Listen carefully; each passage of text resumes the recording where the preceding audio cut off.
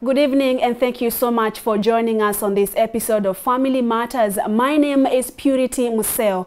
The World Health Organization designated 2020 as the year for the nurse and the midwife. The WHO said that a shortage of about 6 million nurses would be experienced this year. A number of healthcare workers have been infected with COVID-19, and this bringing concerns on the country's capacity to deal with this pandemic. Again, due to the COVID-19, many pregnant women and the sick have avoided both public and private hospitals. So the question is, how many healthcare workers, how many nurses do we have in the country? How many have been infected with COVID-19? What is the country's capacity in response to COVID-19?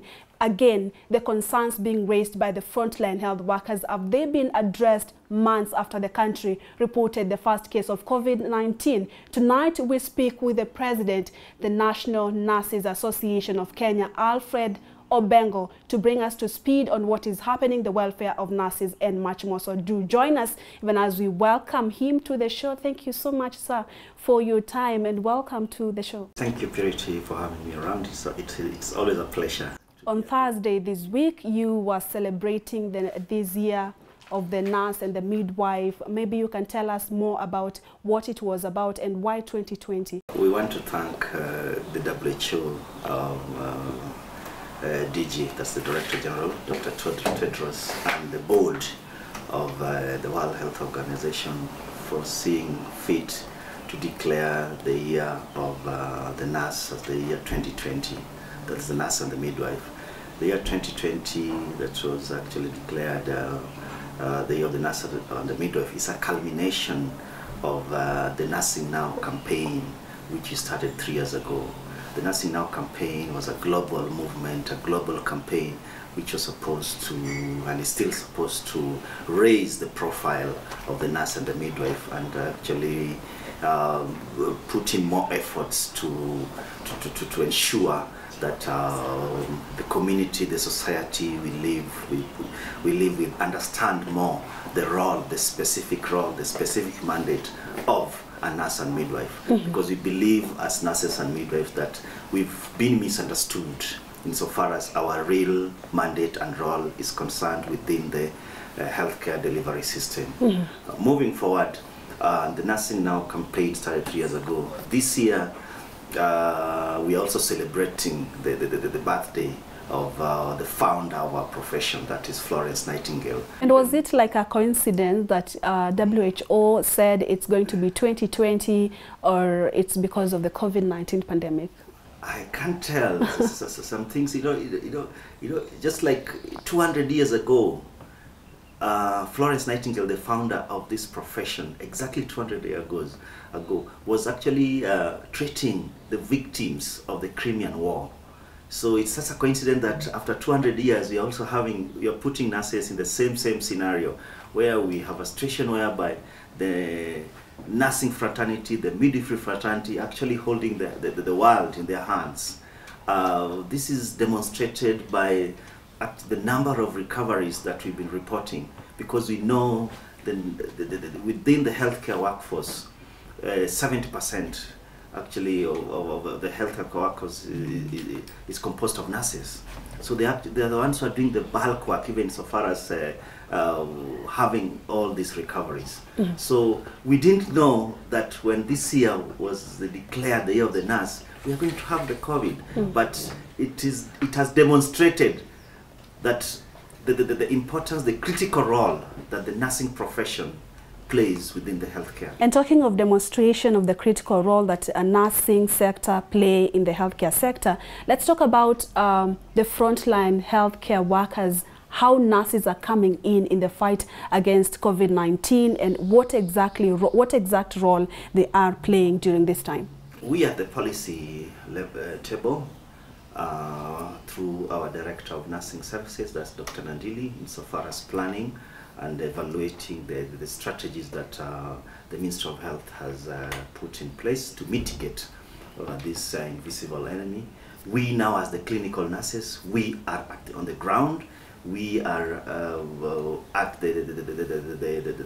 infectious diseases isolation centers, and if any minute, any second, if you visit any isolation center, you'll find that at any moment the nursing staff is more than any other staff put together. So that means we are even more exposed. So we are the front line. And I've been saying that we are not just on the front line. We are the front line and the last line in defense insofar as fighting these invisible enemies concerned. What do you mean by last line?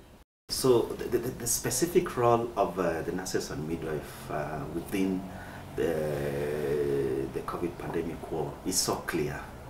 And that's I've said that if you go to any clinical environment, any isolation facility, you'll find that the bulk of the staff who are managing the COVID, there are people who have tested COVID positive. I don't want to call them victims because that's a bit, it also plugs into the stigma. So our people who have tested positive, you'll find that the bulk of the staff who are attending to them are nurses. Go to any isolation facilities today. The people who are attending to them, the people who are giving them drugs, so finding out how did you sleep and stuff, are nurses. That is not to say that there are also other health care professionals whom we are working with, because it's a team. We have laboratory technicians or technologists who are doing the samples. We have the doctors and the clinical officers who actually, we work with them at the triage point. But ultimately, we also have the support system, the security. It's a big team. But ultimately, it's the nurse who forms the bulk of the clinical staff. All right. Before we talk about the cry of the nurse in the country right now, the latest report by the Council of Governors highlighted that, estimated that about 167 healthcare workers have been infected with COVID-19. And this is a huge number considering they are at the front line in the fight against coronavirus. And it's even scaring most Kenyans who have shied away from going to hospitals. Would you say the infection, would you link this to the protection of healthcare providers in the country right now? Right from the beginning, we'd cried, we'd agitated, we had advocated for our people, one, to be trained and to be equipped. And we also advocated for more staffing. So we are coming from a background whereby we have a healthcare system which is under-equipped, understaffed, and under-trained. So insofar as our more health workers getting this, we knew it was going to happen because it's a normal scientific phenomenon. But we wanted to put efforts, put measures, infection control protocols, so that we have minimal health workers being infected by the disease. And one of the most critical elements insofar as the IPC infection prevention protocols is concerned is provision of the protective gear. That's why we made it a song. Give us the adequate and quality protective gear, and then train these people how to use this how to use this protective gear. Don't just give them. So that one we made a clarion call for our partners, the government, to assist us the same. It has not been very adequate, but at least we are seeing something trickling down to our members insofar as the provision of the PP is concerned, where the COVID fund also had to come in, the Equity Bank, and we are part of that team that now is procuring and distributing the PPs to our health workers. But having said that, on the issue of risk exposure, to the extent that we've also lost our colleagues, we need to put more efforts insofar as protecting our people is concerned. We've gotten reports from counties and other health facilities that they are providing our people with substandard protective gear. To me, that is very immoral. And we've also said that for this time, let us actually look at the interest of the health worker. Let's put it above the business interest. Even if you have to inflate those prices, but let the PPs be quality. Because we've had a situation whereby even before you don the coverall, you know, that suit, and before even you go to attend the patient, it is torn. and it is bought at a very expensive price. So let's have quality PPs and involve the user in the technical evaluation committee so that they be able to, because they're the ones who are going to use it. You may be procuring something that you don't know why it's going to be used. So involve the user in the procurement process so that they can be able to take care of those quality control measures. Okay, and the nurses have also been complaining about the allowances. I don't know what kind of allowance. Is it a COVID allowance? Are these allowances that were never paid even before COVID? Just tell us the issues that are in the nursing sector. The president expressed a lot of goodwill, and he made an announcement to the effect that he released a welfare package. And on top of that welfare package, there's also some economic stimulus package that was also released to the national and the county government. Part of the welfare package was supposed just to boost the morale, motivate the healthcare workers and the nurses during this pandemic. And a special allowance called COVID emergency allowance was released to some are getting between 20 to 10,000. So our cadre was getting 15,000 for 3 months. That was laudable. Unfortunately, it's only for 3 months, and COVID is not for 3 months. So we'll also appeal to the President, His Excellency, the President of the Republic of Kenya, to extend that COVID allowance. 2, there's an issue of the risk that we're exposed to. If you know the statistics of the health workers who've gotten infected, out of those statistics, more than half of the healthcare infected are nurses. So we've also asked, is it wise, is it prudent to pay this person who is so much at risk, exposed to risk, a risk allowance of 3,850? It is not, I mean, it doesn't make economical sense. So we also appealing for that risk allowance to be increased, to be commensurate with the kind of risk exposures that our people are exposed to in their clinical environment. And then something that really perturbs me, and I'll never understand, even at a time when you are fighting an invincible enemy, we are still having a situation whereby the health workers are on strike. Not because of what they want to be added, but because of not really getting their normal emoluments as they should be at the right time. I think that is very shameful. The nurses have been on record saying that we cannot continue taking care of patients without what you mentioned, enough and adequate PPEs of good quality.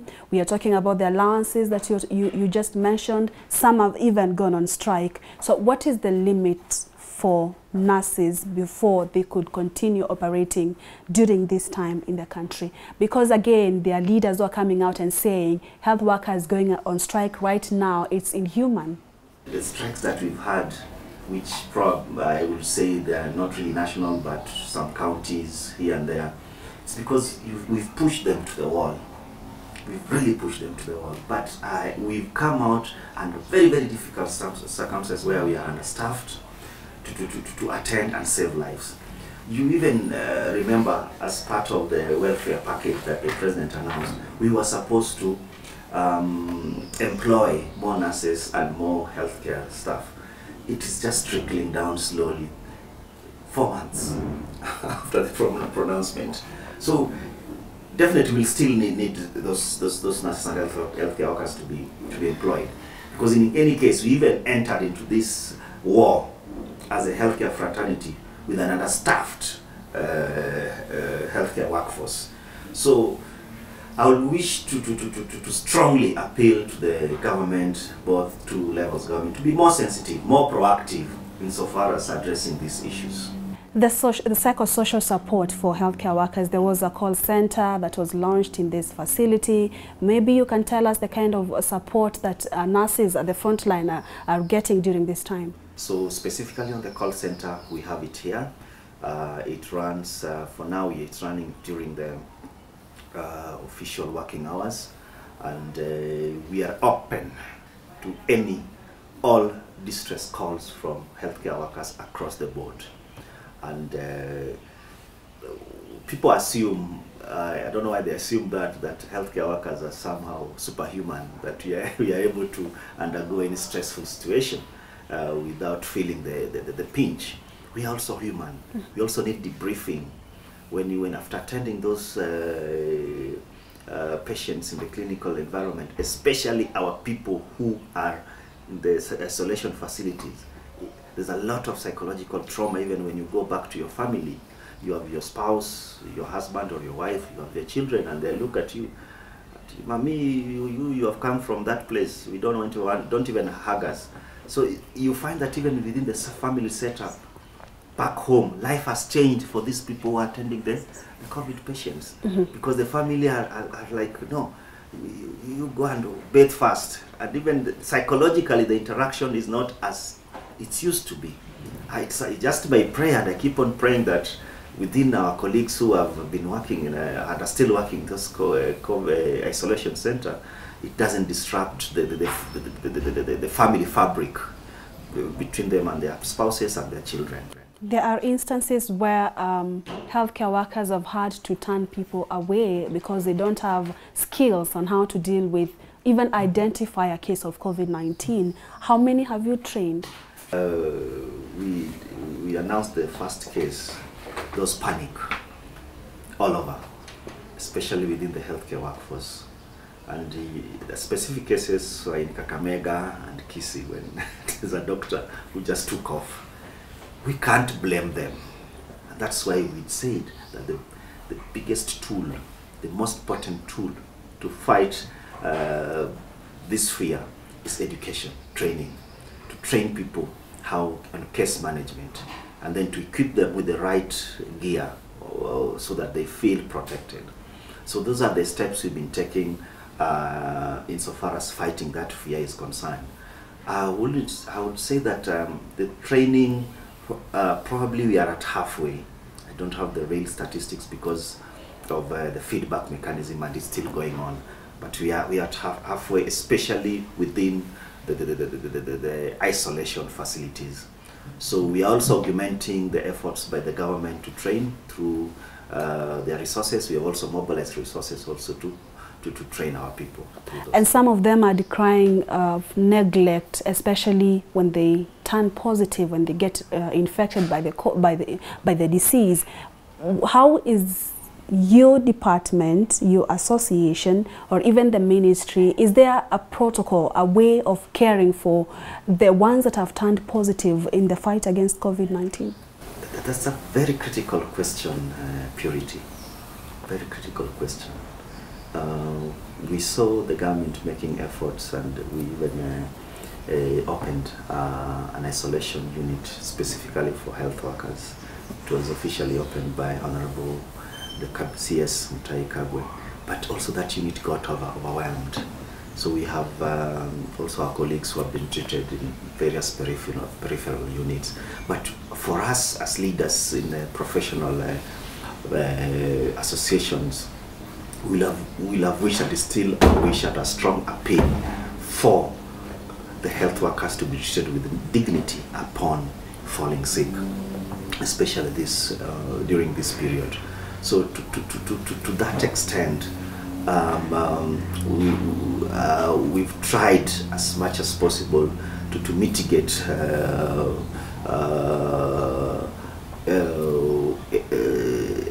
areas where our people will be treated unfairly.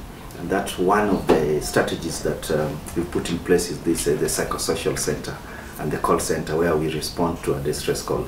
You can imagine, probably every week or a fortnight, I receive about 5 phone calls, some texts that, "Hey, Mr. President, I've tested positive, I need help," things like that.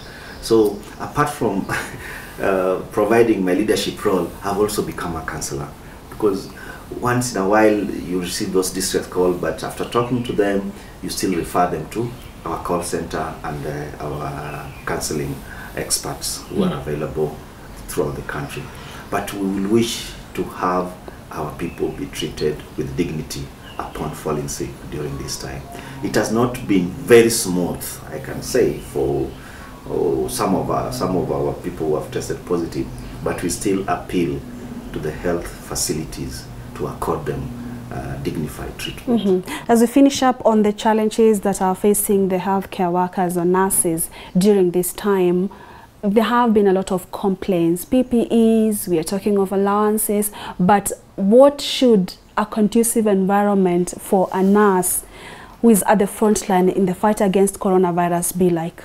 A country like China, a country like, especially Singapore. Singapore, by virtue of putting up very, very stringent infection prevention control measures, they had minimal infection within the healthcare workers because they were trained and monitored through GPS, where you live, whom do you interact with, where do you go after your duty. It's not a matter of policing you, but actually they were doing that to protect you. And some were even housed in special hostels so that they don't mingle with others. So with that kind of environment, there's minimal infection spread within the healthcare workers, both healthcare workers to healthcare workers and patient to healthcare workers. And then their welfare is also taken care of, because when you're plucked from your loved ones or from your social fabric, I mean, that's already a punishment. So you need to be compensated for that. So their welfare was also taken care of. But that's in the same wisdom that I believe that the president made that pronouncement on the welfare package, so that this the welfare of the health workers can be taken care of.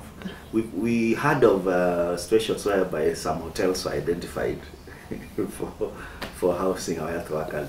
I have not received any report from any healthcare worker who works in an isolation facility who was ever called to go and sleep or be housed in those hotels. So we don't know who sleeps in those hotels, while it was supposed to be we, the health workers, who are supposed to be given those incentives.